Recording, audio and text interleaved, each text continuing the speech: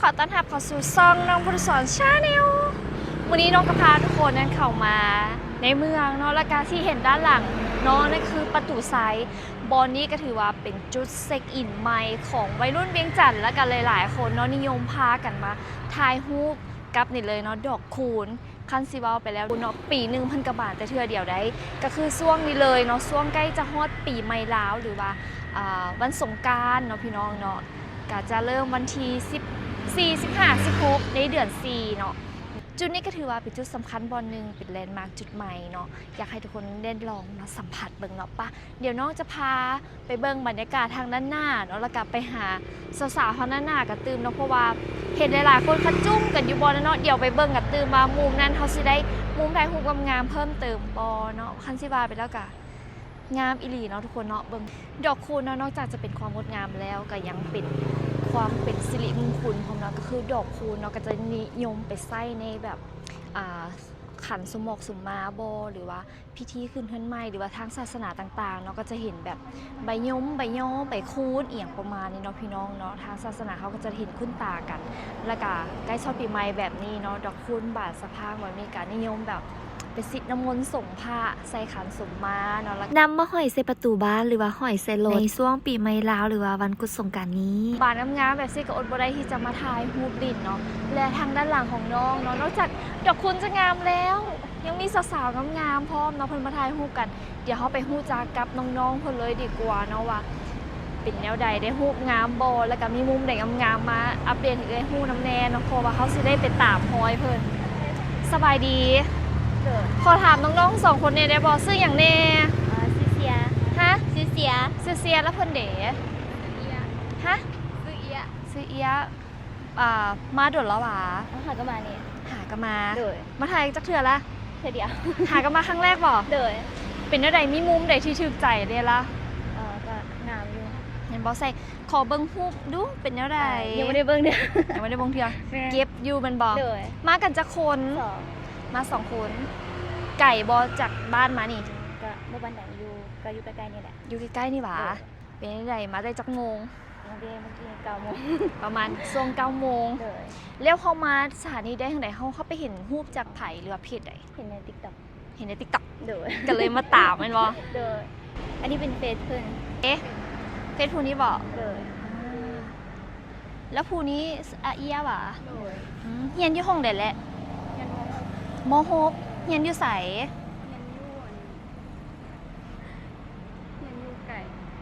ไก่อยู่มันบ่อยู่หินเฮิบเอ้าเฮ็ดจังได๋เที่ยวไปเที่ยวมาบ่หรือว่าเฮาอาศัยพักอยู่นี่พักอยู่พุ่นแล้วมาลินอยู่พุ่นแล้วมาลินซื่อๆแล้วของเจ้าของเด้บัดนี้ตัวนี้อ๋อตัวนี้แล้วเจ้าได้เฮียนอยู่ไสปี2แล้วปี2แล้วเป็นเอ้ยน้องกันเลยเป็นหมู่กันเป็นเอ้ยน้องโอ้ยสวยคือกันเลยโอ้ยน่าฮักเนาะเอ้ยน้องมาเที่ยวนํกันแบบนี้ใจเนาะปะเดี๋ยวเขาย่างรอตื่นทางด้านหลัง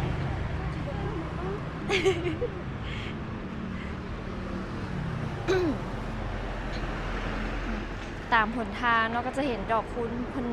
ลนลงเนาะก็จะเป็นแบบถนนเส้นสีทองเลยก็ว่าได้ด้วยนี่นะ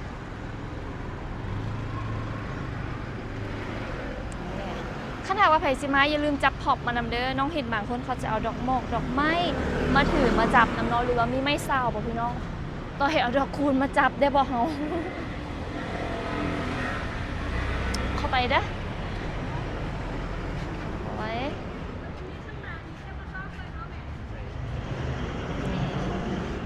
ขออนุญาตเด้อสบายดีขอถามได้บ่เจ้ามุมใดงามเห็นมีสร้างภาพประจำตัวน้ำหน้าจะมุมดีมุมใดงามในน้ำแน่มุมนี่แหละว่าเห็นอันนี้มากับตั้งใจว่าจะถ่ายมุมให้มันเห็นวัดเนี่ยกับทางประตูไซก็หันไปทางนี้ก็จะเห็นวัดเห็นพระพุทธรูปน้ำมุมทางนี้ก็จะเห็นประตูไซพร้อมเป็นจังไหนได้จักรูปแล้วเจ้าหากลับมาซื้อวันนี้ไหนแน่นี่อ่ะฮะซิตี้เจ้าเด๋โชว์นี้เอาซื้อคือคลองกันแท้ซื้อคลองกันเลยเป็นได้ฮู้ถึกใจกันหรือยังตอนนี้กันยังเถื่อกำลังจัดเสียงมุมยุบ เนาะเดี๋ยวสิได้ตามก็เด้อมุมนั้นต้องแบบสายขึ้นไปเนาะจะได้เห็นพระนำโดยมวนๆเด้อขอบใจ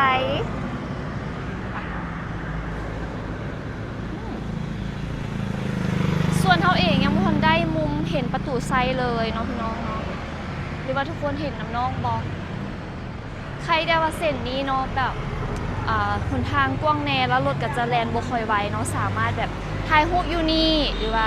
ลงไปลุมน้อยนึงได้เพราะว่ารถจะบ่ค่อยหลายเนาะทุกคนเหลียวไปทางนั้นเห็นบ่นี่หลายๆคนก็จะมาถ่ายรูปเก็บภาพกันอันนั้นก็คือเป็นพระมันบอกทุกรูปไป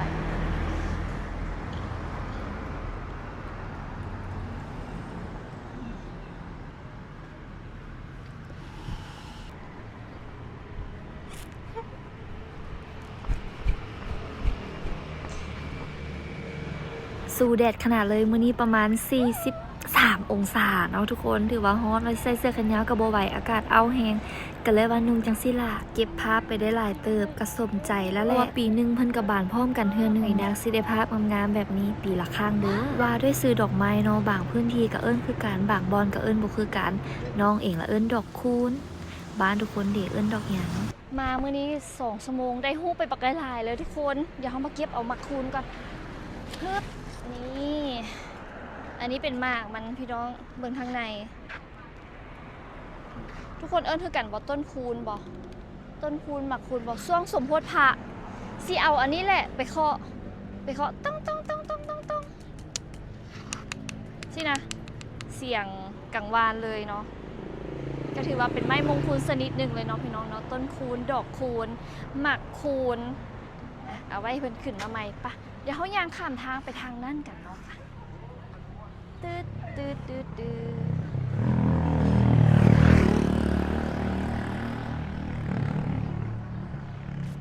น้ำอุ้ยน่าหักแท้สบายดีซื้อว่าจะคือเก่าเนาะ โอ้ยขอบใจ ไทยหูน้ำดนแล้ว โดย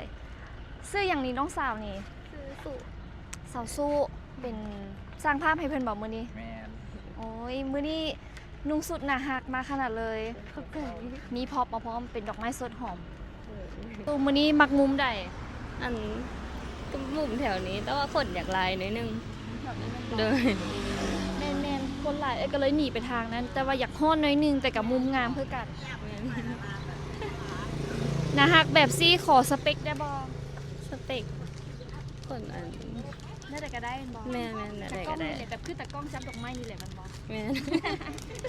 ใส่เป็นตาดำให้กระเป๋าให้อันบอ แม่ ปีใหม่สงกรานต์นี่มีแผนไปเที่ยวไส อันคิดว่าจะเที่ยวอยู่ไหนนครหลวงนี่ พี่น้องอันนี้ก็คือบรรยากาศบอนถ่ายรูปแลนด์มาร์คใหม่ในนครหลวงจัดปีใหม่เพื่อเที่ยวนี่แหละเนาะพี่น้องเนาะโดยคอยได้รูปงามๆมุมใดเดี๋ยวไปถ่ายติดตามไปกดไลค์ตืมขอ Facebook ได้บ่ชื่อว่าจังได๋ ซูริซ่า SLS ขอบใจเด้อ เด้อขอบใจ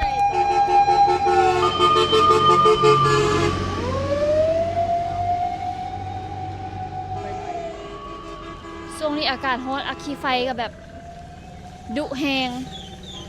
เนาะไปเดี๋ยวเขาย่างไปทางนั้นตืมเดี๋ยวเลาะตืมกันเด้อโชคดีโอ้ยน่าฮักแท้เด้หิวพอปให้แฟนด้วย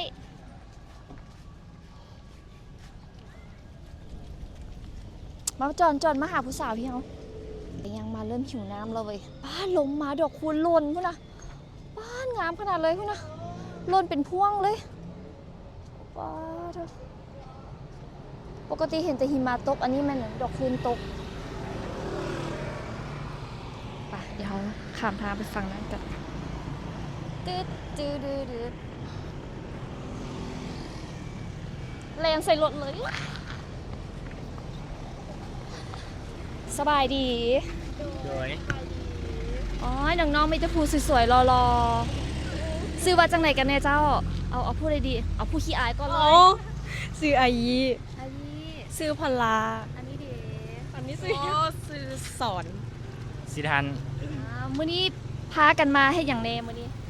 วันนี้มาถ่ายฮูป มาถ่ายรูป แลน ไม่ เป็นไผเป็นแบบเป็นมีหน้าที่ใดมีหยังคือมีทิชชู่มีอีหยังแบบผู้จัดการบ่บ่ เป็นหมู่น้ำกันนี่บ่ แม่น เฮียนอยู่ไส อยู่ทงปง วงโปง แม่น วันนี้เลย ห้องเดแหละ อยู่71 หมดเจ็ด มเจด ม7 อันนี้มาไทยฮู้เพื่อกันบ่ บ่มาน้ำหมูซื่อ ทายละวะคนมากับงาน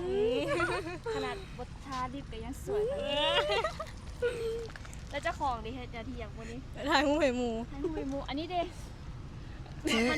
มาซื่อ ฟิลแบบผู้จัดการนะแบบซับหน้านางแบบนะอันนี่นะอันนี้เด้ ๆมาถ่ายหู อันนี้เป็นนางแบบอันนี้ตากล้อง มาซอกมุมให้เขา แน่เขาชอบพูดเขาหับงานได้เลยนี่เป็นออกันนะพร้อมหับงานเนาะผู้จัดการดูแลหามุมถ่ายรูป เป็นได้ใดมุมได้งามโซนนี้ เขาคิดว่าน่าจะมุมนี้ มุมนี้หรอ โดยมุมใดก็งาม มุมเด็กกับงาน แม่ เจ้าสุดกว่ามักมุมนี้ แม่ ขอเบิ้งรูปที่ไทยแล้วได้บอ ได้ เอามาวาดกันดูเป็นแนวได้ ซีมีทุกงาน นี่แหละเนาะคนงามนี่สิเดียวไปอย่าง เข้ามากันจากไหน มากับแม่พามา เนี่ยนะฮักให้แม่ผู้ใด แม่ผู้นี้ ขับเอาลูกๆมานำเจ้ากระทายเลย บ่กล้า เจ้ากระทายเป็นอย่างไอ้ บ่กล้าถ่าย หักกดไล่เอาเนาะหักกดไล่ให้หมูเอาเนาะในหูปกันแล้ววะ ได้แล้วหน่อยหนึง ใส่มาเบิ่งงุยเจ๊กจีจัง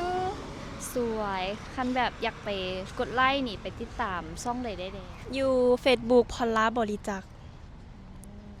ทางนี้เดมีหูปลงมีบอก บ่มี ทางนี้เดซะ เอา IG ซะ AY E แล้วก็จำแล้วก็อีหยังว่าเขาจะพูดหยัง ว้ายโบจือใช่ไหม underscore 18 อัน Facebook อันไททัน MC ขอบใจ แล้วถ่ายรูปแล้ว11สตอนี่ น่าจะกลับเลย ตอนนี้แล้วหรือยัง แล้ว แล้ว ถ้าติดตามฮูปของเอื้อย ได้เลยเอสบีแบบคิวขายยาว ได้เลย ก่อนเพราะว่าเขาซื้อหมวยตูน เมตูพรีเมียม เหม็นเป็นพีเนี้ยของมันต้องมีโอ้ยอย่าเฝ้าเล่ามาแล้วก็เขินขอบใจเด้อก่อนจะจากกันไปอีกบาทหนึ่งปีใหม่มีแผนไปเที่ยวสักกัน สีหอม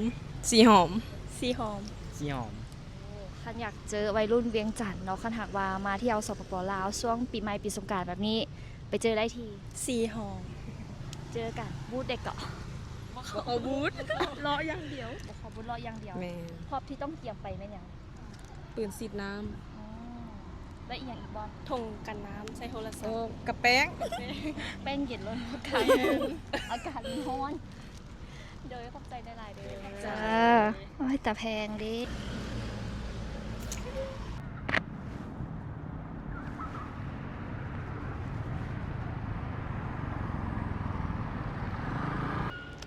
โอ้โห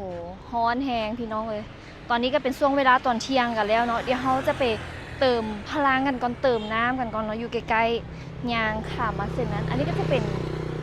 นบอลออกกำลังกายเนาะจะมีเครื่องเล่นแบบขาซิงซ่าอหย่างประมาณนี้แล้วก็โซนทางด้านหน้าตอนแรกก็จะมีฟู้ดทรัคเนาะก็จะเป็นแบบ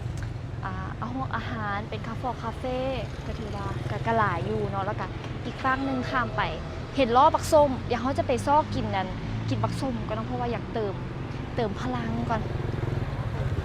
เติมน้ำตาลใส่ห่างกายพร้อมเนาะเดี๋ยวยางมาค่ะพร้อมโซนนี้ดอกคูณเบ่งบานเต็มเลยโอ้สบายดีไปข้ามทางกันเนาะแล้วก็จะเป็นฟู้ดทรัคนะพี่น้องเลนใส่รถ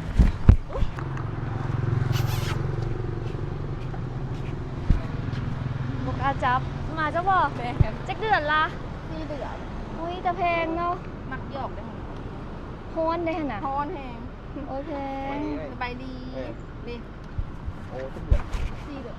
สบายดีกล้วยปิ้งขายจังใดอะ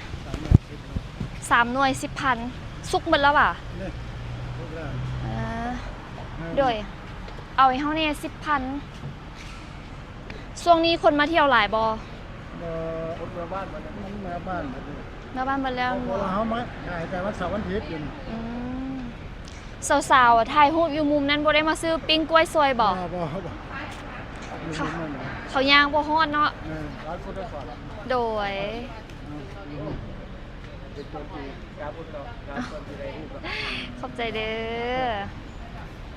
มันพระที่ไว้รูปทางทำมา แม่นปกติขายแบบซี่นี่แม่นช่วงจักโมงหาจักโมง แต่พวกเข้าหาเป็นพวกแรง ขายมืดๆเลยป่ะ มือเชื่อม มีน้ำเสื่อมน้ำอ้ามือหนึง มันเป็นกล้วยกะทิ มือหนึงนี่หมดกล้วยประมาณจักหวี ประมาณ30-40 หวีเลย โอ้ถือว่าหลายหับต่อมือนี่หลายเลยเด้นี่ ก็บ่ปานไหน เฮ้ยอย่าเว้าจังซัน มันกล้วยมันจะแพง โดยแล้วอันนอกจากโดยขายแต่เสาร์อาทิตย์ว่ะจันทร์หาซุกร์ไปขายอยู่ไส เราอยู่หลังเราทุกคน อ๋อหลังลาวโฮโลโคมอ้าวว่าแม่นเป็นกล้วยหนีบพันบ่ เจ้าแม่น อุ้ยเพิ่นนอนพักผ่อนเดี๋ยวเขาจ่ายเงินก่อนเด้อไว้อุ้ยแถมให้บ่าคือได้4 อัน ขอบใจเด้อเฮงๆมันหมานเลยรวยแล้วรวยอีก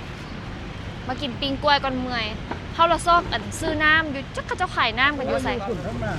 ฮะ หน้าปะนะ โอ้หันบอก ห้านของไทยเลี้ยงกันอยู่จะปั้มอยู่ โอ้จะเข้าใจ น้ำเป๊ปซี่มีน้ำดื่มน้ำนั่นนะ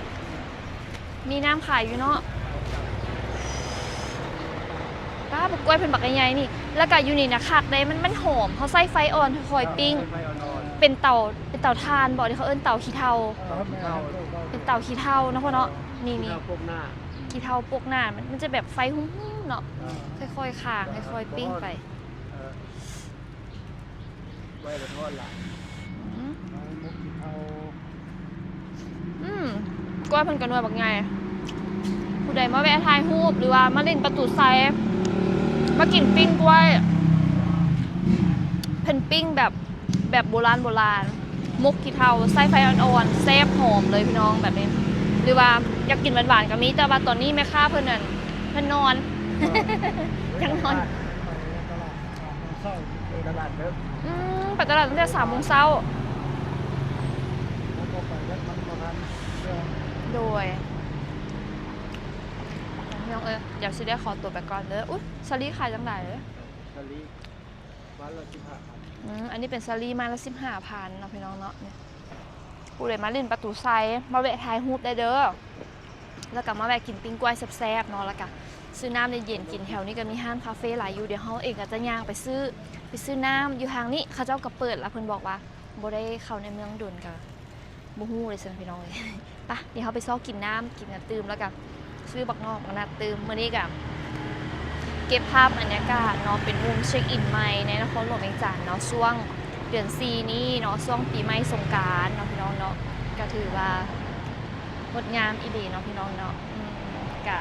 ปีใหม่จะมาถึงนี้ก็ขออวยพรไซให้ทุกคนเนาะสุขสงกรานต์ให้มีความสุขความเจริญเฮงๆรวยๆเนาะปราศจากโรคภัยไข้เจ็บแล้วก็ดินน้ำยังระมัดระวังแล้วก็รักษาตัวพร้อมเด้อพี่น้องเด้อบ๊ายบายแล้วพบกันใหม่ใครบ้างก็มาปะแป้งน้องอยู่ในเวียงจันทน์ได้เด้อ